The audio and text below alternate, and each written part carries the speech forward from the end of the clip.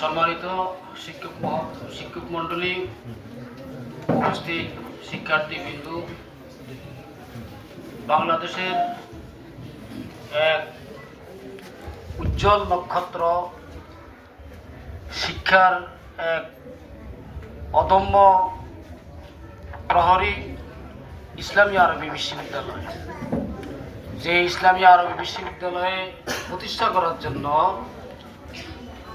আমার ছাত্র জীবনে 1980 সালে আমরা ঢাকার রাজপথে বাংলাদেশ জমিয়তের তালাবায়ে আরাবিয়ার নেতৃত্বে আমরা মিছিল করেছিলাম।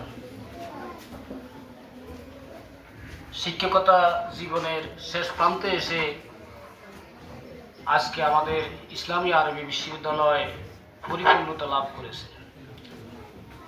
এবং আলাদা ক্যাম্পাসের কাজ দ্রুত গতিতে এগিয়ে চলছে এবং আমাদের সেই ইসলামী আরবি বিশ্ববিদ্যালয়ের সম্মানিত সহকারী পরিচালক হারুনুর রাহিদ সাহেব আমাদের মাঝে আজকে উপস্থিত আছে। ওনাকে আন্তরিক মোবারকবাদ এবং ধন্যবাদ জানাই।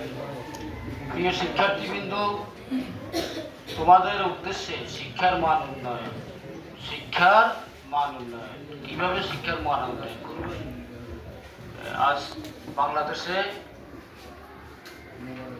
দাখিল এবং এসএসসির রেজাল্ট আমরা কি দেখলাম? এটা কি শিক্ষার মান উন্নয়ন হলো? না। আমাদের ফাজিল কামেলে অনার্সে শিক্ষার্থীদের উপস্থিতি কম। এর কারণ কি? এর মৌলিক কারণ হলো আমাদের এই অনার্স মাস্টার্স কমপ্লিট করা মাদ্রাসা থেকে, এবং আমাদের বন্ধুই কামিল মাদ্রাসায় অনার্স মাস্টার্স আছে, এই জন্য আমি কথাগুলি বলছি, এবং কামিল সার্টিফিকেট আছে, কামিল পাস করে এবং এই মাদ্রাসা থেকে ফাজিল পাস করে আমাদের ছেলে মেয়েরা কর্মক্ষেত্রে সুযোগ পায় না। বিএ পাস করে, এমএ পাস করে, ওই যে জেনারেল ইউনিভার্সিটি কলেজ থেকে এমএ পাস করে, অনার্স পাস করে যেভাবে অ্যাভেলেবল সুযোগ পায়, মাদ্রাসা থেকে সেভাবে অ্যাভেলেবল সুযোগ পায় না। না পাওয়ার পিছনে কারণ হলো আমাদের সরকার ব্যবস্থা। আমাদের সরকার ব্যবস্থার কারণে আমাদের মাদ্রাসার ছাত্রদের পর্যাপ্ত সুযোগ সুবিধা নাই। ওই যে কিছু ছাত্র আমাদের শিক্ষকতার পেশায় আসতেছে, বাকি প্রশাসনিক বা অন্যান্য বিভিন্ন ক্যাডার সার্ভিসে, পুলিশ সার্ভিসে, সেনাবাহিনীতে, বিভিন্ন জায়গায় উচ্চ পদে আমাদের ছেলেদেরকে সুযোগ দেওয়া হয় না। যদি জেনারেল শিক্ষিতদের মতো মাদ্রাসা শিক্ষিতদেরকেও ওইভাবে সুযোগ দেওয়া হতো, তাহলে আজকে মাদ্রাসা শিক্ষার এই ত্রুটি হতো না। এটা হলো আমার দৃষ্টিতে এক নম্বর বিষয়। দ্বিতীয় বিষয় হলো,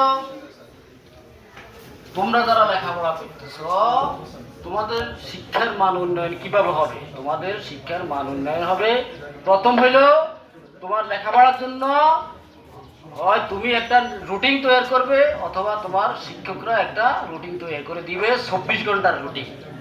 ওই রুটিন অনুযায়ী তোমাকে চলতে হবে, যেটা আমি আমার মাদ্রাসার শিক্ষার্থীদেরকে আমি করে থাকি, শিক্ষকদের মাধ্যমে রুটিন দিয়ে থাকি, 24 ঘন্টার রুটিন।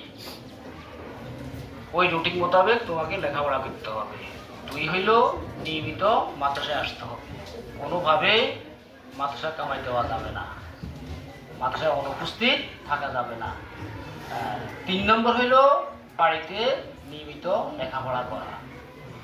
এই 3টা কাজ যদি তুমি করতে পারো, তাহলে তুমি সফলকাম হবে এবং মাদ্রাসা শিক্ষার উন্নয়ন হবে এবং ভবিষ্যতে তুমি কাজে লাগবে। একজন মাদ্রাসা শিক্ষক এবং একজন মাদ্রাসা ছাত্র মাদ্রাসায় আসার পথে সে দ্বীনি ইলম শিক্ষা করার উদ্দেশ্যে যখন রওনা দেয়, তখন হাদিসে আসছে যে রহমতের ফেরেশতা তার পথ চলার পথে রহমতের ফেরেশতা নূরের পর্দা বিছাই দেন। তো তোমরা একদিকে আল্লাহ তাআলার দ্বীনি শিক্ষার জন্য তোমরা মনোনীত হলে, উদ্দেশ্য দ্বীনি শিক্ষা, পাশাপাশি দুনিয়াবী শিক্ষা। সওয়াবের কাজ। আল্লাহ তাআলা আমাদেরকে এই দিনী শিক্ষিত হয়ে